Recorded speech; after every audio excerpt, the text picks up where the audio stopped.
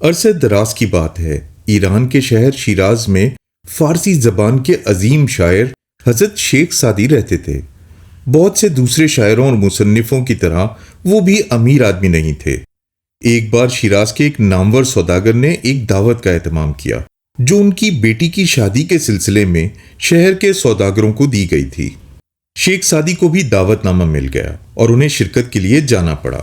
میزبان اور ان کی برادری کے لوگ مہمانوں کے استقبال کے لیے دروازے پر موجود تھے۔ وہ ہر آنے والے کو اس جگہ لے جاتے جہاں سے کھانے کا کمرہ قریب تھا۔ مہمانوں کی کثرت تھی۔ میزبان ان بڑے مہمانوں کے استقبال میں مصروف تھے جو زرق برق لباس پہن کر تشریف لائے تھے۔ شیخ سعدی اس ہجوم میں کھڑے انتظار کرتے رہے کہ کوئی ان کی طرف متوجہ ہو۔ میزبان نے ان کا استقبال کرنے کی بجائے ان کی طرف ٹیڑھی نظروں سے دیکھا، گویا وہ بن بلائے اس تقریب میں شرکت کرنے کے لیے آئے ہیں۔ اصل وجہ یہ تھی کہ شیخ سعدی کا لباس ذرا بھی شاندار نہیں تھا۔ ان کے کپڑے بہت معمولی تھے۔ یہ دیکھ کر سعدی خاموشی سے اس جگہ سے کھسک گئے اور ایک زرق برق لباس کرائے پر لینے کے لیے ایک دکان کے اندر گئے۔ انہوں نے بڑے بڑے پھولوں والا ایک ریشمی لباس پسند کیا اور ایک عمدہ عمامہ بھی اس کے ساتھ لیا جس پر سنہری مینا کاری کی گئی تھی۔ انہوں نے کمر کسنے کے لیے ایک سرخ پٹکا بھی لے لیا۔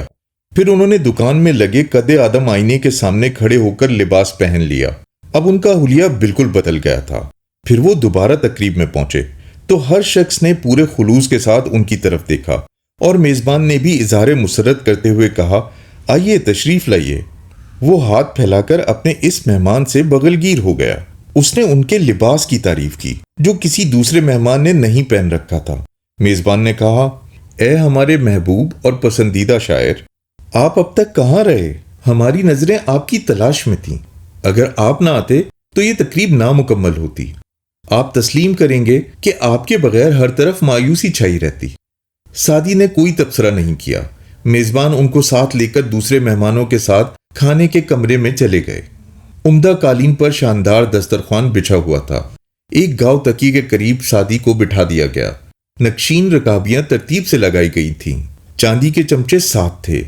قورمہ، پلاؤ، زردہ، بریانی اور کھیر کی پلیٹیں سب کے سامنے تھیں۔ چٹنی، مربع، سلاد ان کے سامنے رکھا تھا۔ میزبان نے اپنے ہاتھ سے سعدی کی رکابی میں مرغ کا شوربہ نکالا اور ہاتھ باندھ کر کہا، عالیجا تناول فرمائیں۔ سب مہمان سعدی کی طرف دیکھ رہے تھے۔ سعدی نے اپنے کرتے کا دامن شوربے میں بھگویا اور پلاؤ کے چاول اس پر چھڑک کر کہا، تم شوق کرو، یہ کھانا دراصل تمہارے لیے ہے۔ میزبان کو بڑی حیرت ہوئی۔ اس نے قریب آ کر کہا، حضرت سعدی، آپ خود کھانا کھائیں، آپ کا لباس بھلا کیسے کھانا کھا سکتا ہے؟ شیخ سعدی نے کہا، جناب عالی، مجھے یقین نہیں آتا۔ کچھ ہی دیر پہلے میں اس لباس کے بغیر آیا تھا تو آپ نے یا کسی بھی میزبان نے میری طرف رخ بھی نہیں کیا تھا، بلکہ آپ تو ناراض معلوم ہوتے تھے۔ میں فوراً بازار گیا اور کرائے پر عمدہ لباس لے آیا۔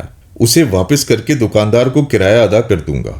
مختصر الفاظ میں یہ کہنا چاہیے کہ یہ دعوت دراصل اس لباس کی ہے، اس لیے اس کو ہر چیز کھانی چاہیے۔